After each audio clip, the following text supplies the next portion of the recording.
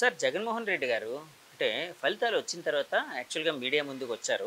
ఆయన ఏమన్నారంటే, నేను ఇంత వెల్ఫేర్ ఇవ్వడానికి ట్రై చేశాను. చాలామంది అంటే వీళ్ళందరూ మన వాళ్ళు అనుకున్నాను. అంటే మనకు ఓటేస్తారనుకున్నాను. వెల్ఫేర్ ఇచ్చిన ఇంత మంచి పనులు చేసినా కూడా ఎందుకు నన్ను ఓడించారో నాకైతే తెలియట్లేదు. దేవుడికే తెలుసు అన్నట్టు ఏదో సంథింగ్ ఏదో ఈ కైండ్ ఆఫ్ అంటే ఎగ్జాక్ట్ వర్డ్స్ ఇవి కాదు కానీ ఇలాంటి అభిప్రాయం వచ్చేటట్టు ఆయన మాట్లాడారు.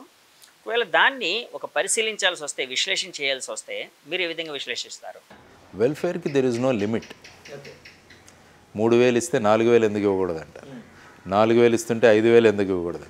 ఇచ్చేదేంటి మన డబ్బే కదా అంటారు. ఇలా రకరకాల చర్చలు జరుగుతాయి. తర్వాత ఏంటంటే ఒకరికి వచ్చి ఇంకొకరికి రాకుంటే ఆటోమేటిక్గా ఆ వ్యత్యాసం కనపడుతుంది మనకి. సో ఇవన్నీ కూడా చర్చకు దారితీస్తాయి. అందువల్ల ఏంటంటే మొత్తం వెల్ఫేర్ మీదే వారు కాన్సన్ట్రేట్ చేయడం వల్ల ఎక్కడ ప్రచారాలు ప్రసంగాలు జరిగినా కూడా మేము బటన్ నొక్కి ఇంత ఇస్తున్నాం. 2,70,000 కోట్ల రూపాయలు మేము వెల్ఫేర్లో 5 సంవత్సరాలు ఇచ్చాం. అంటే ప్రతి సంవత్సరానికి 52,000 కోట్ల రూపాయలు బడ్జెట్లో మేము ఇవ్వాల్సి వస్తుంది. దానికోసం అప్పులు కూడా చేయాల్సి వస్తుంది. అందువల్ల ఏమవుతుందంటే వెల్ఫేర్ అన్నదానికి దెర్ ఇస్ నో లిమిట్. అందుకనే తమిళనాడులో ఒక అతను నన్ను కనుక ఎన్నుకుంటే మిమ్మల్ని అందరినీ కూడా చంద్రమండలం మీదకి తీసుకెళ్తానని చెప్పాడు. ఎందుకు చెప్తున్నానంటే ఫ్రీగా ఇస్తే దెర్ ఇస్ నో లిమిట్. దానికి బదులు ప్రతి ఇంటికి ఒక ఉద్యోగాన్ని ఇస్తానంటే ఎలా ఉంటుంది చూడండి. ప్రతి అమ్మాయి పుట్టగానే అమ్మాయి పేరు మీద ఎర్రచందనము తర్వాత టేకు చెట్లు నాటిస్తాను. అమ్మాయి 21 సంవత్సరాలు అయిన తర్వాత ఆస్తి అంతా అమ్మాయికి వస్తుందంటే ఏ విధమైన భద్రతా భావం ఉంటుంది? ఇదేంటంటే డబ్బులు ఇస్తున్నాం, ఖర్చు పెడుతున్నాం. ఈ ఖర్చు పెట్టేది కూడా మళ్ళీ లిక్కర్ షాప్స్ వీటి గురించే తిరుగుతోంది, దీని గురించి. కాబట్టి ఆ విధంగా చూసుకుంటే ఏమవుతుందంటే ఎప్పుడు కూడా అభివృద్ధి సంక్షేమం అన్నవి జోడుగుర్రాల్లాగా వెళ్ళాలి. సో ఒకే చక్రాన్ని పరిగెత్తిస్తామంటే ఆ బండి ముందుకు వెళ్ళదు. ఈ అభివృద్ధి గుర్రం ఆగిపోద్ది. అభివృద్ధి చక్రం ఆగిపోతే ఈ చక్రం పరిగెత్తుంటే ఆ బండి పరిగెత్తు. కాబట్టి రెండు కూడా ఉండాలి. తర్వాత ఏంటంటే సంపద సృష్టించి అభివృద్ధి చేసి దాని నుంచి వెల్ఫేర్ చేయాలి. లేకుంటే అప్పులు తెచ్చి నేను వెల్ఫేర్ చేస్తానంటే ఎవరైనా చేయొచ్చు. దానికి ముఖ్యమంత్రిగా ఉండాల్సిన అవసరం లేదు. మీరు అప్పులు తీసుకురండి, నాకైనా ఇవ్వండి, అప్పులు ఇవ్వండి, నేనేమి బటన్ నొక్కమంటే నొక్కుతాను. ఒక క్లర్కల్ సరిపోతాడు. మొన్న ఒక పెద్ద ఆయన ఇంటర్వ్యూ చేసినప్పుడు ఆయన ఒక మాట అన్నారండి. మురళీమోహన్ గారు ఇంటర్వ్యూ చేసినప్పుడు, బటన్ నొక్కడానికి అంటే ముఖ్యమంత్రి పోస్టే అవసరం లేదు, అలా వీధిని పోయి రిక్షావాడిని తీసుకుని వచ్చి బాబు బటన్ నొక్కన్నా కూడా నొక్కుతాడు, దానికేముంది అన్నట్టు కూడా ఆయన అన్నారు. కాబట్టి ఏంటంటే ఎప్పుడు కూడా ఇప్పుడు నేర్చుకోవాల్సిన అంశం కూడా రాష్ట్రానికి దేశానికి కూడా గత జగన్మోహన్ రెడ్డి గారి ప్రభుత్వం మళ్ళా రాకపోవడానికి కూడా ఒక మెసేజ్ వెళ్ళింది. కేవలం సంక్షేమం చేస్తే మనం మళ్ళా రాలేమన్న ఒక మెసేజ్ కూడా వెళ్ళింది.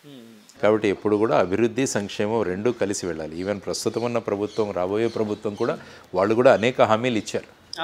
కాబట్టి వాటికన్నా ఎక్కువ ఇచ్చారు. కాబట్టి వీటిని నడపాలంటే ముందు అభివృద్ధి చాలా ముఖ్యం. అందుకనే అన్నాను మన రాష్ట్రానికి అభివృద్ధి చాలా ముఖ్యం, పెట్టుబడులు చాలా ముఖ్యం. అందుకని ఇటువంటి ఆలోచించే వాళ్ళు అటువంటి మంత్రిత్వ శాఖలు తీసుకోవాలి అన్నది నేను అన్నాను అనమాట. రొటీన్ గవర్నెన్స్ కాదు ఇప్పుడు కావాల్సింది, అభివృద్ధి. తర్వాత మనం ఏ విధంగా పెట్టుబడులు తీసుకురాగలం అన్న విషయంగా మనం ఆలోచించుకుంటూ వెళ్ళగలిగితే అప్పుడు రాష్ట్రం ముందుకు వెళుతుంది అన్నది ఆలోచించాలి.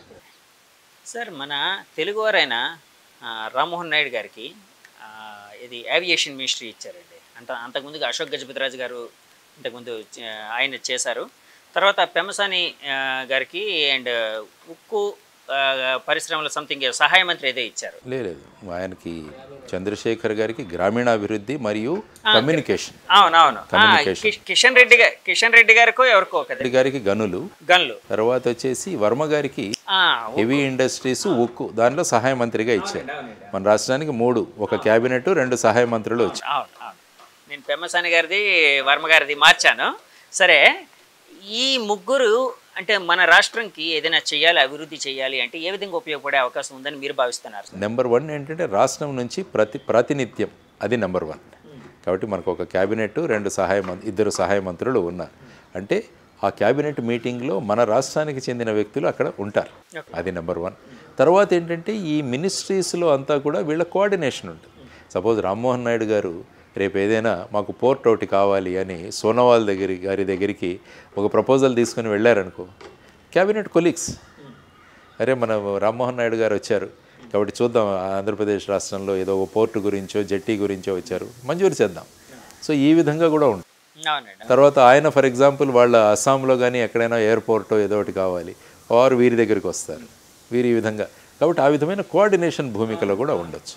తర్వాత సివిల్ ఏవియేషన్ మినిస్ట్రీ ఏదైతే వారికి ఇచ్చారో పౌరయాన శాఖలో కూడా ఇప్పుడు రాష్ట్రానికి ఇదెందుకంటే మొత్తం దేశానికి సంబంధించిన మినిస్ట్రీ కాబట్టి వారు ఈ రాష్ట్రానికి సంబంధించిన వారు కాబట్టి ఇప్పుడు భోగాపురం ఎయిర్పోర్ట్ ఒకటి వస్తుంది, అది కూడా త్వరితగతిన తీసుకెళ్తారు. తర్వాత విజయవాడ ఎయిర్పోర్ట్ కూడా ఇంటర్నేషనల్ స్టాండర్డ్స్లో తీసుకువెళ్ళడం, తర్వాత వచ్చేసి ఇంకా చిన్న చిన్న ఎయిర్పోర్ట్స్ ఎక్కడైనా డెవలప్ చేస్తూ దీన్ని టూరిజంతో కనుక లింక్ చేయగలిగితే మనం అంటే ఈ పౌర విమాన శాఖ తర్వాత టూరిజం ఈ రెండింటితో సమన్వయం చేసుకోగలిగితే టూరిజం పొటెన్షియల్ డెవలప్ అవుతుంది రాష్ట్రంలో. సో ఇలాంటి విషయాలు అక్కడ ఉన్నాయి. తర్వాత గ్రామీణాభివృద్ధి చంద్రశేఖర్ గారి దగ్గర గ్రామీణాభివృద్ధిలో సుమారుగా గత బడ్జెట్ చూస్తే మీకు 1,56,000 కోట్ల బడ్జెట్. అందులో ముఖ్యంగా ఈసారి నిన్న తీసుకున్న నిర్ణయంలో 3 కోట్ల ఇళ్ళు నిర్మించాలన్నది కొత్త నిర్ణయం కాబట్టి ఇందులో కూడా మన రాష్ట్రానికి కొంత కోటా వస్తుంది. తర్వాత 73-74 సవరణలను బట్టి డైరెక్ట్గా గ్రామ పంచాయతీలకు ఫండ్స్ ట్రాన్స్ఫర్ అంటే గ్రామ పంచాయతీలు బ్రహ్మాండంగా తయారవుతాయి. సో ఇలాంటివన్నీ కూడా గ్రామీణాభివృద్ధిలో మనం తీసుకుంటాం. కానీ గ్రామీణాభివృద్ధి శాఖకి సంబంధించి ఒక మాట అయితే వినిపిస్తుందండి, అంటే వ్యతిరేక వర్గాల నుంచి. యాక్చువల్గా ఇతను చాలా కాలం నుంచి అమెరికాలో పెరిగారు, అమెరికాలో ఉద్యోగం చేశారు, అలాంటి వ్యక్తికి గ్రామీణ కోసం ఎక్కడిచ్చారు, అసలు ఇలాంటి వ్యక్తికి భారతదేశంలో ఉండే గ్రామీణ పరిస్థితుల కోసం ఏం తెలుస్తుంది అని చెప్పి వైసీపీ నాయకులు కొంతమంది అంటున్నట్టు రకరకాల వైరల్గా కొన్ని మాటలు అయితే వినిపిస్తూ ఉన్నాయండి. ప్రభుత్వము పాలన ఇదంతా కామన్ సెన్స్. నువ్వు సర్వసాధారణ వ్యక్తి యొక్క భావాలకు ఏ విధంగా స్పందిస్తున్నావు అన్న దాని మీద ఆధారపడి లేకుంటే నేను పెద్ద ఎక్స్పర్ట్ కావాలి, రేపు ఒక పైలట్ని తెచ్చి రామ్మోహన్ నాయుడు గారి ప్లేస్లో కూర్చోబెట్టి ఎందుకంటే సివిల్ ఏవియేషన్ మినిస్టర్ కాబట్టి ఆయన పైలట్ మంచి పైలట్ కాబట్టి ఆయన అందులో ఇద్దామని ఇలా అవ్వదు కదా. మంచి రైల్వే డ్రైవర్ని తెచ్చి రైల్వే మంత్రిత్వ శాఖ ఇవ్వడం ఇలా మాట్లాడినట్టు ఉంటుంది దాన్ని. అలా కాదు, మనిషి యొక్క ఆలోచన, మనిషి స్పందించే తీరు, మనిషిలో ఉన్న ఇనిషియేటివ్ ఇవన్నీ కూడా బ్రహ్మాండంగా మనము ముందుకు తీసుకెళ్ళవచ్చు. మనమంతా కూడా ఎన్నెన్ని విషయాలు నేర్చుకుంటామండి చిన్నప్పుడు కూడా సడన్గా ప్రతిరోజు నేర్చుకుంటూ ఉంటాము. రేపు మీరు జర్నలిస్ట్గా మీరు ఉన్నారు, ముందు తెలియదు కాబట్టి మీరు జర్నలిస్ట్గా అయిపోయారు. ఏముంది ఒక విషయం వెళ్ళి ఒక 4 గ్రామాల్లో ఉంటే వారు కూడా గ్రామ బ్యాక్గ్రౌండే వారిది కూడా. చంద్రశేఖర్ గారు కూడా ఐ థింక్ గుంటూరు పరిసర ప్రాంతాలు, ఐ థింక్ బుర్రిపాలెం పరిసర ప్రాంతాలు, బుర్రిపాలెం వారు కాబట్టి ఆయన కూడా గ్రామంలో పుట్టిన వ్యక్తే. కాబట్టి భారతదేశం అంటేనే గ్రామాలు. మనం ఏదో సిటీలు అనుకుంటుంటాం కానీ మనం అందరం కూడా గ్రామాలకు సంబంధించిన వాళ్ళమే. గ్రామాల్లో ఉన్న సమస్యలు ఏంటి, ఏం కావాలి, ఇల్లు కావాలి, చక్కని ఉద్యోగాలు కావాలి, డ్రైనేజ్ వ్యవస్థ కావాలి, మంచి ఆరోగ్యం కావాలి, ఇవే కావాల్సి ఉంటుంది. దాంట్లో ఏముంది నేర్చుకోవడానికి. అంత ఆయన వెళ్ళి అమెరికాలోనే అంత పెద్ద పొజిషన్లోకి వెళ్ళి ఆయన హాప్కిన్స్ ఇన్స్టిట్యూట్లో ఆయన డాక్టర్గా పనిచేశారని నేను విన్నా. అటువంటి ఇన్స్టిట్యూట్లో పనిచేసిన దానికి దీన్ని నేర్చుకోవడానికి ఎంత టైం పడుతుందని ఆల్రెడీ గ్రామానికి చెందినవారే. ఇవన్నీ రాజకీయ విమర్శలు ఉంటాయి, ఆటోమేటిక్గా ఉంటాయి. ఎందుకంటే ప్రతిదీ కూడా రాజకీయ విమర్శగా చేయాలనుకుంటే ప్రతిదీ దాన్ని విమర్శ చేయొచ్చు. ఎందుకంటే ఈ దేశంలో అత్యంత సులభమైన పనిది ప్రతిదాన్ని విమర్శించడం అంత సులభం ఏదీ లేదు, ప్రశ్నించడం అంత ఇది ఏది సులభం. సార్ విమర్శించడానికి స్థాయి కూడా అవసరం లేదు కదండి, ఎవరినైనా విమర్శించవచ్చు. సమాజంలో ఉన్న విమర్శన చేసే స్థాయి మనం చూసుకుంటే ఎంత దిగజారిపోయామంటే మంచి మాటలు ఎవరైనా చెబుతుంటే కూడా వారిని ఈ ట్రోల్ అన్నది ఒకటి కొత్తగా ఏర్పడింది. ఎందుకంటే పని పాట లేని ప్రతి ఒక్కడు కూడా ఇప్పుడు సోషల్ మీడియాలో ఉంటాడు, ఏదో ఒకటి రాస్తూ ఉంటాడు. కానీ అవన్నీ పట్టించుకుంటూ పోతుంటే అందుకనే అన్నారు స్వామి వివేకానందుల వాడు అంటుంటా, నువ్వు మార్గంలో నడుస్తున్నప్పుడు నీ మీద రాళ్ళు వేసే వాళ్ళ గురించి నువ్వు ఆగి ఆ రాయి ఎత్తుకొని మళ్ళా వాళ్ళను కొట్టే దీంట్లో నువ్వు బిజీగా ఉంటే నీ గమ్యాన్ని నువ్వు చేరుకోలేవంటాడు. కాబట్టి వీరందరూ కూడా ఇటువంటి విమర్శలను పట్టించుకోకుండా మన గమ్యం ఉంది, ఏది రాష్ట్రాభివృద్ధి, దేశాభివృద్ధి.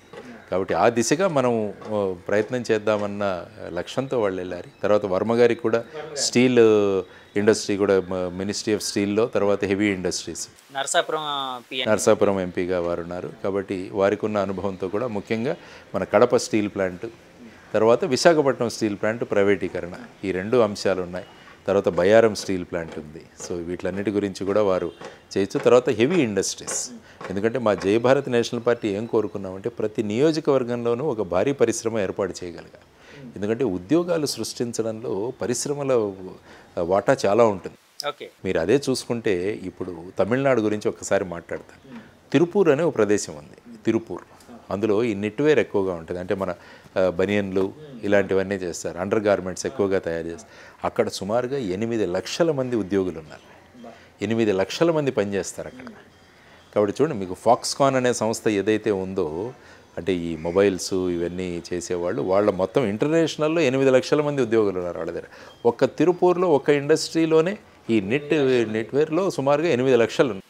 కాబట్టి అటువంటి ఇండస్ట్రీస్ ఒక్కొక్క ప్రాంతానికి ఒక్కొక్కటి డెవలప్ చేయగలిగితే మనం ఎంతమందికి మనం పొటెన్షియల్గా ఇవ్వచ్చు చూడండి. కాబట్టి అక్కడ ఆయన భారీ పరిశ్రమలు, ఇక్కడ పరిశ్రమలు, వీరిద్దరూ కనుక ఎవరు వచ్చి కలవగలిగితే మనం ఖచ్చితంగా ముందుకు తీసుకువెళ్ళచ్చు.